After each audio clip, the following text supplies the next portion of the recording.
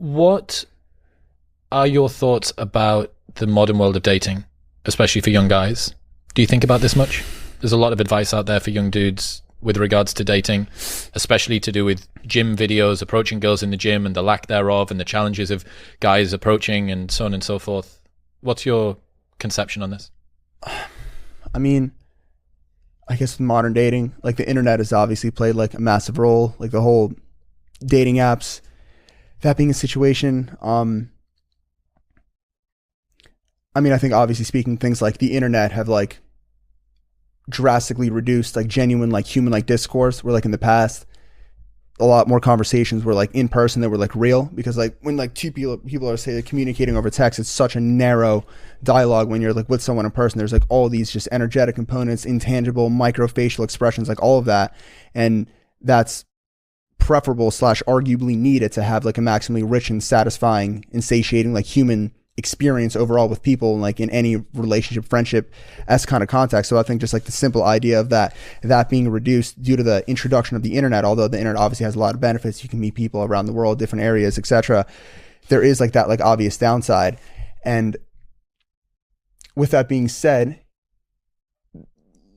there would be like an isolation component as well to, you know, socializing with real people less, and then living in your own head, and then communicating and just meeting and talking to people on like dating apps and stuff. And then you could just start downloading and integrating certain just like toxic ideologies on male, female, intersexual dynamics that could have some tidbits of truth, but without contrasting it and integrating it with your own like real experience, because you have none, because you're just isolated and extracting ideologies online, that could be just a massive detriment to your dating life, I suppose.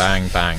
Dude, I've been harping on about this for so long. I did an interview for the redone Substack of what used to be Ideas Sleep Furiously, and they've changed the name and I can't remember what it is. And we did a little interview, and they talked about why is it that men seem to be struggling with the advice that they get online. And remember, for the girls that are listening, you need the advice that men get online to be good, because you are the one that's going to have to put up with these fucking men, right? So my point was, if you're chronically online and most of your experiences around male to female interactions have been mediated through the internet, what are the kinds of stories that are the ones that go the most viral online? They're the most egregious. They're the one where some terrible catastrophe happens and the guy comes home and loses his house and his left foot, and she takes his like all of his hairline in the divorce, and that's the story that's going to go viral. Yeah, and you can almost parallel this with prescriptions, because if you don't have real, sufficient amount, whatever that means, of a real experience with real people, and you're just, getting ideologies online and just hearing worst case catastrophic scenarios, etc., a lot of like theoretical frameworks that could be laid forward could, in isolation, in the abstract, make so much sense, and the math could like run out and like it works out, especially when extreme scenarios like added upon that. And then when it comes to like dating advice, just like what you should say to approach and this is that, like the more prescriptions like you add on, it just becomes just like such a disaster. But then people can think, oh, but how do I do this whole thing if I don't have any like prescriptions or like know what to say or how to go about it, right? But the thing is, paradoxically so, if you like lay that like to the wayside, right, and then you're like around like people, like speaking to people, girls, etc., whatever it may be, a certain organic chemistry arises if you would like let it arise. But the more weird prescriptions and layers like you add on top of that, you're just like fucking the whole thing up, and it just becomes off. So paradoxically, leaving that to the wayside, your body and your instincts will take over, and they'll just like know what to do, right? Yes. But so that's almost another way of putting it. The advent and introduction of the internet, dating apps, etc., has suppressed the natural organic instinct in favor of just weird, toxic, arguably toxic, like programming with, how to go about things. And that just creates just a GMO inorganic disaster. Yeah. So this prescriptions thing, I think we just need to drill this home for the people that maybe aren't familiar with Kapil's work. The point is, if you don't have any real world experience, the only place that you're going to get any tactics from are things that have been told to you that you've never actually come up with in the real world. But if you were to spend, let's say that you could live for eternity and have an unlimited number of interactions, if what the prescriptions are accurate, you would inevitably arrive at them in any case. If I gave you 1,000,000 years to work out and you didn't know it, the most effective way to get a bar from the floor overhead in one single movement, you would eventually arise at something close to a snatch, because it is simply reality and theory coming up together. Konstantin Kisin, the guy that does trigonometry, quoted this unbelievable line the other day that said, in theory and practice are the same. In practice, they're different. Mm-hmm. Just a thought that I was having as you were saying that is, so you could like parallel this whole prescription idea, like from the dating back to like working out, for instance. Like you have someone that's never worked out before, right? But they'll sit and they'll learn like all like the theory and the this, that, etc., and like what their personal ideal regimen would be, and then come up with that. And then if they try to execute it, if they even bother to do so, like sometimes it will like fall through because just their body's like different, like how their lifestyles are set up. So yeah, even prescriptions could be like detrimental in something even as simple in the realm of fitness, because if you just like start like doing it, right?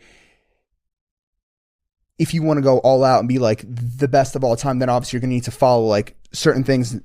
But the problem I have with the problem I have generally with Kapil's, and I had this problem when I spoke to Kapil on the show. The issue I have with Kapil's no prescriptions point is that unlimited degrees of freedom allow people to find things through experience.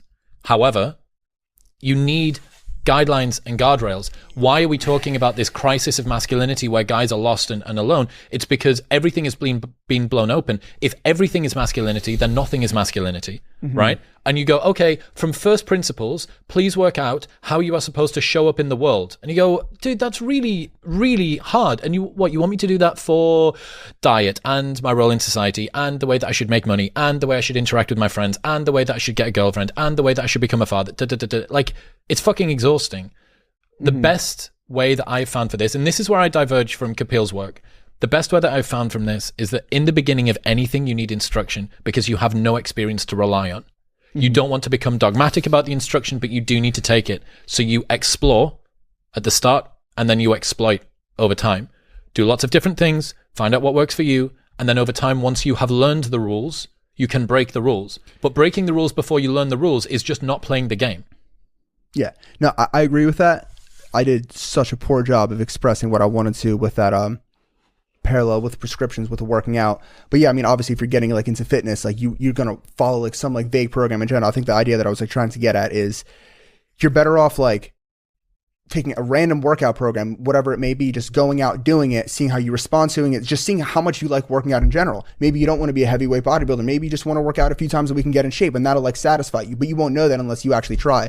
So that's all fine. But what I was getting at is not doing anything, just having like all like the theory, like what works out, and then it just not being like a practical like execution in your actual life. It was more something like that. But I agree with the nuance. Like obviously, like you can't derive absolutely everything and just know how to just be like from first principles. Work out from first principles. Obviously, like when you're a kid, like you need to be taught language. You need to be able to taught your shoes. Those are prescriptions from a certain point of view. Yeah. So, yeah.